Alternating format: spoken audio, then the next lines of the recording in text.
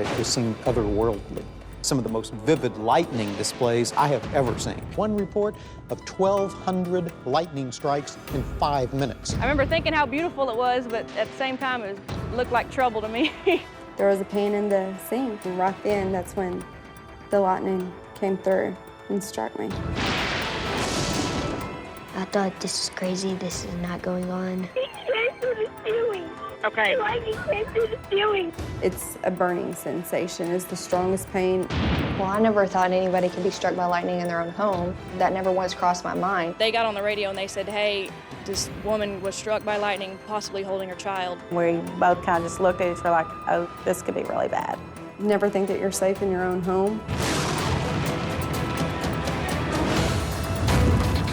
From the Weather Channel, this is Storm Stories with meteorologist Jim Cantori.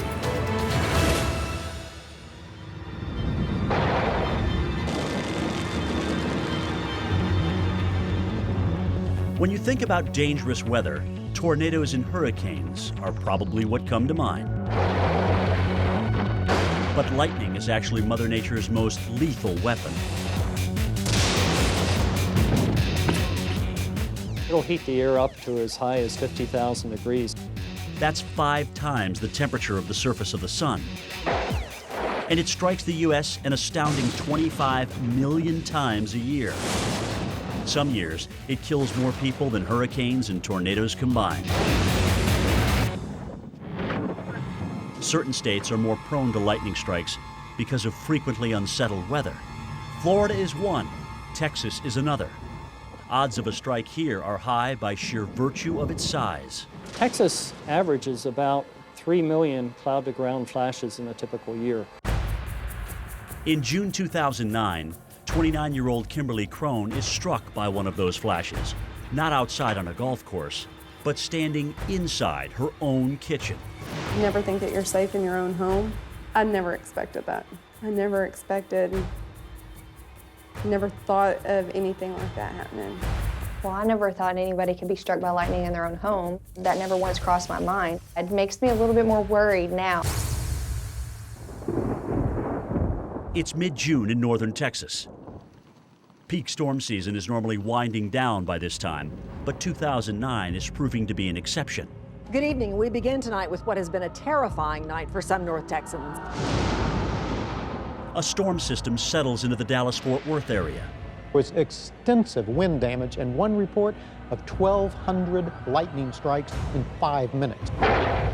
On the 10th, we had a squall line develop out to the west of the Dallas-Fort Worth area. It came roaring across with 70 and 80 mile-per-hour wind gusts. Destructive winds are just the start. Later that night, the severity of the storms diminished somewhat, but they kept developing and forming. So one after another, these storms came along, just like the old freight train. The storm brings chaos to the region. We had 7, 8, almost 9 inches of rain in less than 24 hours. Widespread wind damage and power outages. Hail, high water rescues going on. Open my eyes, I see my shoes floating across the floor. Parts of Dallas County receive about 2.5 months of rain in just one night. By the morning of June 11th, the atmosphere is truly electric. Accompanying those continuous rainstorms was some of the most vivid lightning displays I have ever seen. The clouds were lit up, strokes from cloud to ground almost continuously. Just seemed otherworldly. That lightning, it just did not let up. The only way to describe the weather would be like a strobe light. 22-year-old paramedic Jessica Norman first encounters this light show on her way to work. I remember thinking how beautiful it was, but at the same time, it looked like trouble to me. You know, I knew it was going to be trouble for somebody. Severe weather puts the area's first responders on heightened alert. The whole day was pretty much related to the weather. Flooded roads, trees in the roadway, accidents. I was a little concerned about getting out of my car. Lightning was striking that bad. It was crazy. It was a crazy day. 29-year-old Kimberly Krone is less concerned about lightning this morning than getting breakfast on the table. The suburban Dallas mom has 3 sons, 2 stepsons, and a baby daughter, all younger than 10. The Krones live in a new subdivision in Forney, Texas, a farm town turned Dallas suburb. The neighborhood is so new, their house sits in the middle of an open field. The perfect place for her boys to play sports. 9-year-old Tristan often leads his little brothers in the games. Play football, go jump on a trampoline with them, play tetherball. But this morning, there won't be football until the rain lets up. Not going anywhere, it's storming outside. Stay in your PJs, you know. Above the Krone house, ice particles within the storm clouds are colliding into each other, building up a static charge, which generates electricity. In the case of lightning, the cloud and the ground are of opposite charges. If that electric potential becomes too great, then you get a discharge, a giant spark of electricity, and that's what we call lightning. That spark, known as a step leader, is rushing down at 200,000 miles an hour. As the negative current travels to Earth, the ground's positive charge hurtles upward to meet it. When it does, a lightning flash appears. Back on the ground, the boys finish their cereal and leave the kitchen to play. Kimberly cleans up dishes at the sink. At her feet, baby Serenity, the newest addition to the Krone family and Kimberly's only daughter. Suddenly, the morning calm is shattered by a crack, the sound of 100 million volts of electricity discharging overhead. When we talk about lightning, it doesn't seek out targets. Lightning tends to strike the tallest object in the immediate area. In this case, it would have been Kimberly's house. That house was just in the wrong spot for that particular lightning flash. And now, not even those inside the house are safe. Lightning tends to follow the conductor, and that would include the plumbing. It would include anything that plugs into the wall.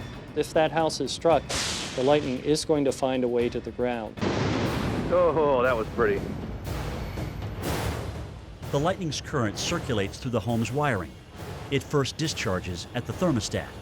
It was a loud boom sound. I saw it strike the thermostat. It just came down like this bright light. We heard the loud bang. That's when Tristan came running to tell me, oh my gosh, you know, Mom, did you see that? Before she can answer, Kimberly herself is a victim of the lightning. There was a pan in the sink, and I just moved it from my left hand to my right hand, and right then, that's when the lightning came through and struck me. My hair didn't, raise up, nothing like that. It's just, it hit, and then you just immediately feel it's a burning sensation. The burning Kimberly feels is electricity heating up her body. The more resistance the current encounters as it travels, the more heat is produced. I don't know if you've ever been shocked or anything by plugging in something. Way worse, but you couldn't let go. It was just literally, you're burning. Then you could smell it. It didn't feel like it was ever gonna stop. 9-year-old Tristan witnesses the strike and knows his mother needs medical attention. I thought, this is crazy, this is not going on. I thought it was a dream. Kimberly crumples to the floor, fighting to stay conscious. She gets 2 words of instruction out to her son. Call Mamaw, their grandma. I just remember, I'm about to pass out, call Mamaw. Didn't even think to call 911. Lucky for her, Tristan does. It was an emergency, so I knew I needed to call 911. I grabbed the phone out of her pocket. Kaufman County 911. He came through the ceiling. Okay. Lightning came through the ceiling. When I heard the little boy, heard Tristan on the phone, and you could tell he was very upset. He was so rattled and scared by the situation. I'm kind of nervous here.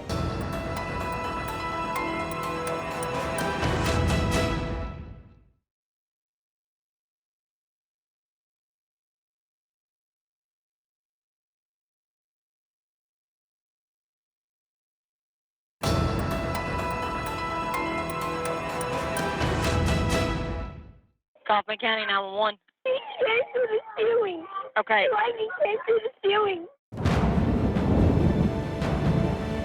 29-year-old Kimberly Krone is struck by lightning while standing inside her suburban Dallas home. The lightning's current travels along Kimberly's pre-existing electrical network, the nervous system, before exiting her tailbone. 9-year-old Tristan, Kimberly's oldest son, is on the phone with 911. He suspects the lightning that struck his mother also hit his 9-month-old sister, Serenity.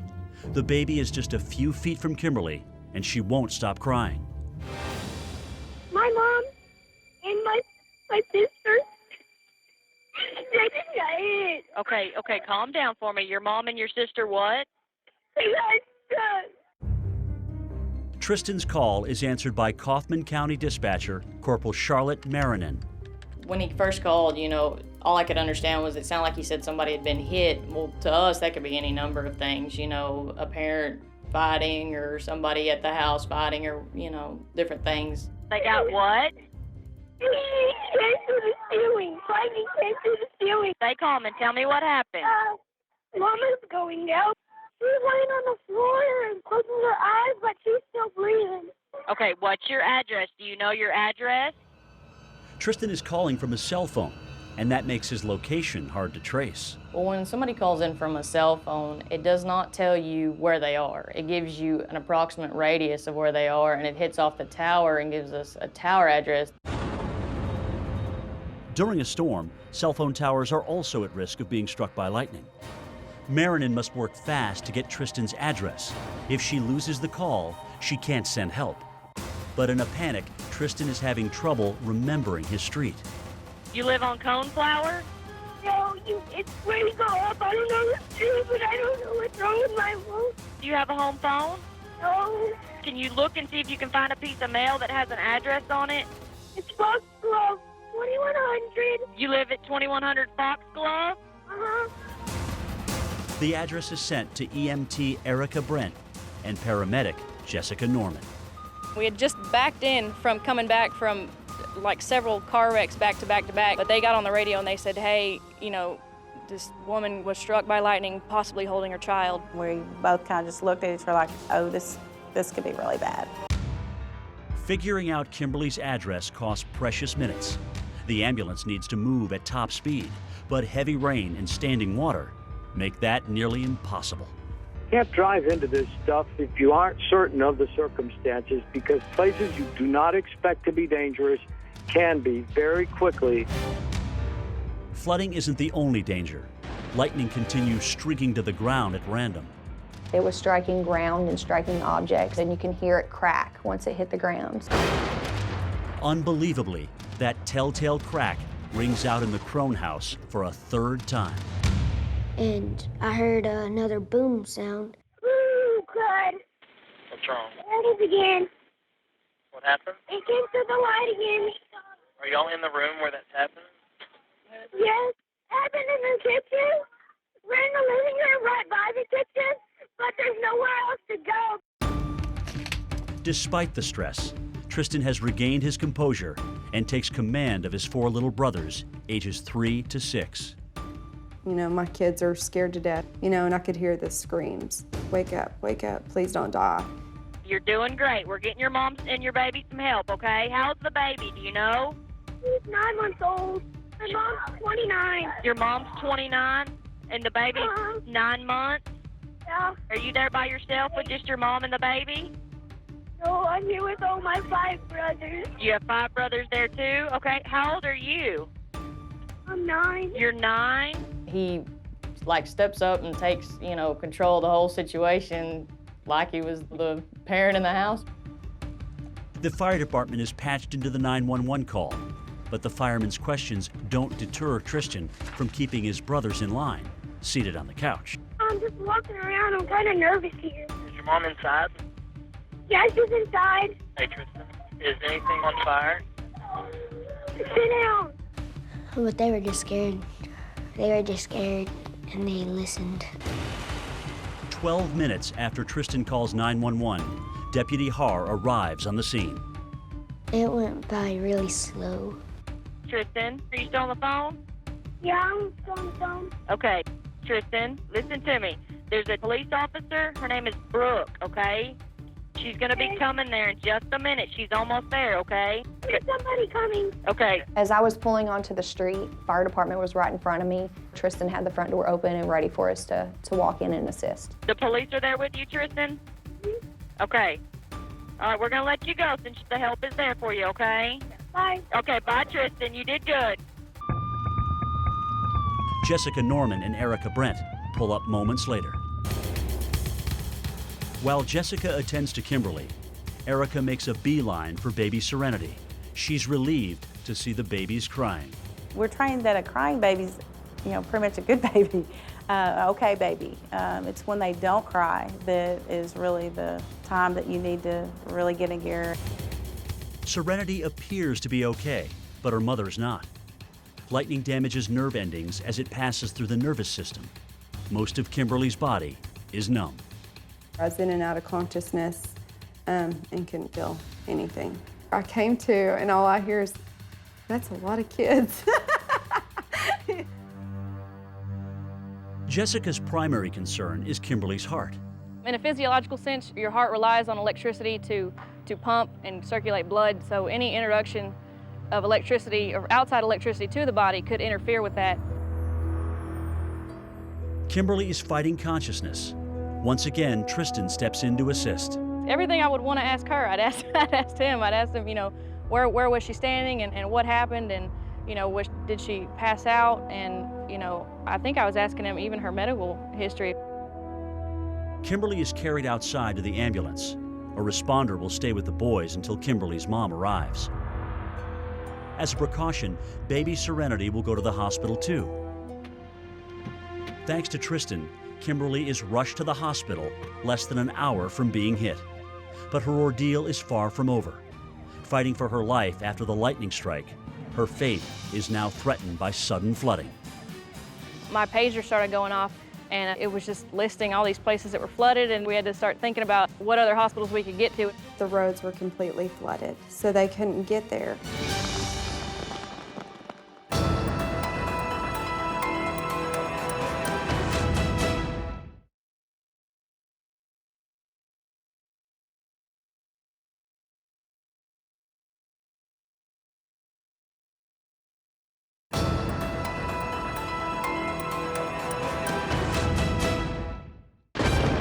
It's a stormy June morning, and Kimberly Krone is rushed to the hospital after being struck by lightning inside her own home. What's worse, flash flooding washes out major Dallas roadways. And this is where we're looking at some of that heavier rain over into southern Dallas County as well as into Kaufman County. Now the ambulance can't get to the hospital. My pager started going off, and it was just listing all these places that were flooded. I want to talk about flash flood watches for Kaufman, Dallas, and over into Tarrant County, all underneath a flash flood warning. The flash floods cripple the metro area. At Dallas-Fort Worth International Airport, hundreds of flights are canceled. 29 roads are submerged. The standing water outside Baylor Medical Center is so high, patients are temporarily diverted to other hospitals. From the driver's seat, EMT Erica Brent reroutes the ambulance, carrying Kimberly to an alternate ER. That was the right decision because if we tried to go on, we would have had to turn around or been stuck. In the back, paramedic Jessica Norman monitors Kimberly's heart and tries to keep her talking. She was saying a few words at a time. She was answering appropriately, but I could tell she just really didn't want to talk to me. Just wanted to sleep. Just wanted to lay down and rest and make the pain go away, I think. But the devoted mother's mind is still on her kids. I remember asking about how, my kids, because I didn't know if anybody had called my family. And if Serenity was going to go to the hospital, I was going to make sure that I'm there with her. I might not be awake, but you're not taking off with my baby. I was holding her and saying, look, she's fine. She's happy. She's not even crying. Here she is. 30 minutes later, mother and daughter make it to the hospital. Doctors confirm Serenity is uninjured, but Kimberly is not. The lightning strike gives her seizures, and she will not be released for 3 more days. In fact, for the next 3 months, she'll experience hot flashes, tremors, and episodes of intense sweating. The strike leaves her left side weakened, sometimes even numb. The probability of being struck by lightning is about 500,000 to 1 in a given year. Kimberly Krone may be on the wrong side of those odds, but thankfully, luck is on hers. Kimberly was actually very fortunate that she didn't receive a larger jolt of electricity. She's very fortunate to be alive.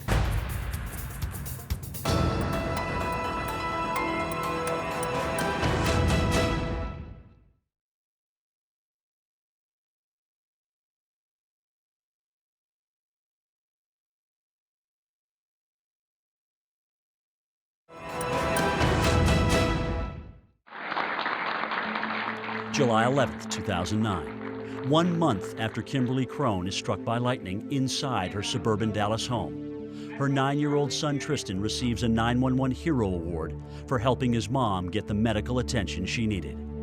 Not the easiest thing, seeing your mother in pain, and you don't like to see that at all. You like to see her happy and joyful. Police and Fire Department and 911, we acknowledge Tristan Coxwell for his heroic actions during an emergency situation on June 11, 2009. What do you think about these cool awards they gave you? I think they're great. I'm extremely proud of Tristan.